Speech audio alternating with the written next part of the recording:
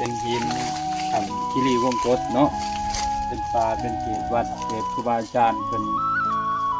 มาปฏิบัติธรรมตามเป็นคำคีรีวงกตครับ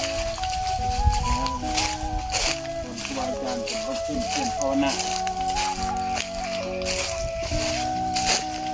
นี่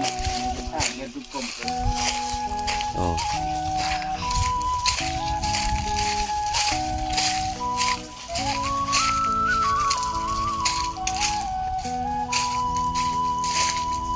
นี่ครับอาจารย์ครับ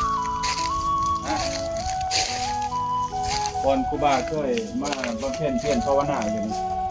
นี่แต่ว่าช่วงฤดูฝนมันอยู่ไปมันคือน้ำตกลงแต่ว่าย่ำแรงโอเคผู้ใดอยากปีกวิเวกผู้ใดอยากออกจากมุงผู้ใดอยากเห็นจิตเห็นใจนี่แหละสถานที่นี้เหมาะสมเนาะเป็นวันเป็นว่าเป็นสถานที่ของครูบาอาจารย์เพิ่นมันเป็นเพียรภาวนาเนาะมาเบิ่งนะโอ้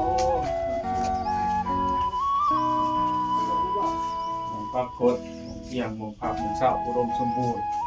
อากาศเย็นตลอดปีอันเฮามาอยู่นี่มันเสียงลมหายใจเฮาดีเวลาดูดเข้ามันสิรู้สึกเอาออกก็รู้สึกมันสิความรู้สึกของเฮามันสิจับดีได้สมาธิไว้เนาะอนุโมทนาสาธุ